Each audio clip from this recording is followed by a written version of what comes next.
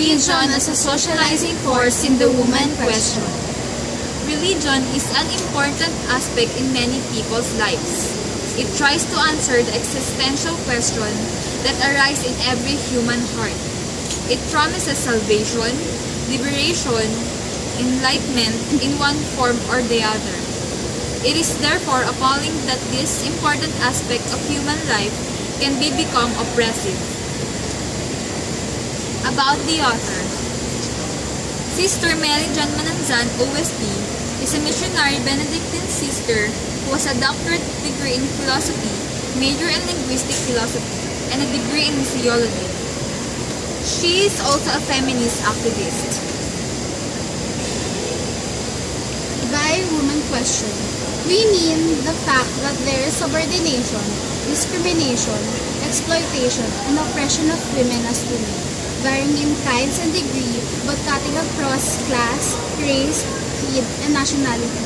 It is a global question that has been going on from one generation to the other because of three socializing forces, namely education, religion, and mass media. Let me begin with the woman's story. Linda is a helper in the kitchen of a seminar house. At the age of 13, she was seduced by a married man. To escape a court case filed by Linda's employer, the man persuaded her to come and live with him. Emma said that because she was no longer a virgin and felt that she had no future, she went and lived with him. He was so jealous that when he went out to work, he would lock her up in the house. She was pregnant with her second child when, in a fit of jealousy, he knocked her head on the floor so hard that she lost 4 of her front teeth. On other occasion, he threatened her with an air pistol that exploded, burning 9 pellets in her thigh. 7 could be taken out by operation, but 2 remained embedded in her thigh bone. That was when she went to the Women's Crisis Center with her 3 children. She had no permanent job, however, so when the men persuaded her to go back to him, she did. She never could refuse him when he wanted her, so at the age of 25, she had 5 children. She had to give away one of her children. She almost died during the birth of her 5th child. Later, she had a miscarriage. The question now is, at the age of 30, how many children would she have? And how in the world can she feed them? Why did Linda feel she had to live with her seducer? How could she stay with him for such a long time? Much of Linda's actions or inactions will be clarified in a later part of this. Women in church history. Throughout the history of the church, until now, the Bible has been used to justify the subordination and discrimination of women, and yet, women, not men, are the constant believers of God. In the early Christian communities, the character of the Jesus movement found expression in the abolition of social distinction. Ecclesiastical patriarchalization. This was a part of the apologetic development of cultural adaptation. Because of the early Christian missionary movement was a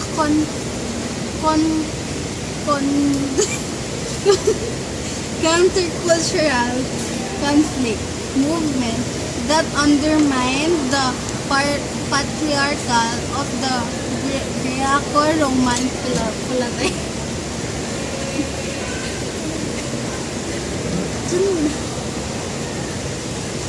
The ecclesiastical patriarchalization led to the exclusion of women from church offices. Women had to conform their stereotyped role in the patriarchal culture. It was no longer woman's call to discipleship that wrote out her salvation, but her prescribed role as a wife and as a mother. In this patriarchal context, interpretations of Bible passages can rationalize the subordination of women. The interpretation of creation story, where was taken from the rib of a man has actually caused women to feel inferior because they are made to feel that they are derided beings, that they seem to have been created for the sake of a man, and worse still, she is made to feel guilty of the sin of man. The Catholic Church still holds a conservative view of women. Church teachings on family life still emphasize the obey your husband dictum. It allows only natural methods of family planning and has no lifted its ban of divorce. Many marriages are built on the subordination of the woman. In marital conflicts, confessors advise a too early reconciliation without serious analysis of the conflict. Its moral theology still focuses on the sins of flesh with a certain bias against women as the Eve temptress. It offers the model of Mary as a virgin mother, which is difficult to emulate.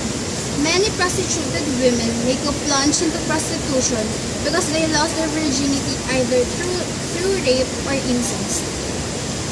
Although women are the most active in churches, they are deprived of participation in decision-making processes and are denied full ministry in the church. Priests continue to make the rules and prescriptions governing marriage and family life.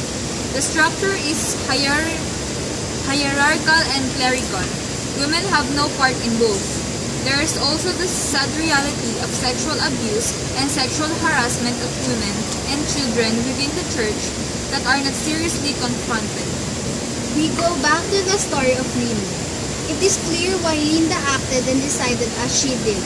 She went with the man who seduced her because she felt she was no longer a virgin and will have no more future with anyone else. She had no choice but to give in to her husband every time he wanted her. And since contraception is not allowed, she found herself with 5 children, whom she cannot afford to raise at the age of 25.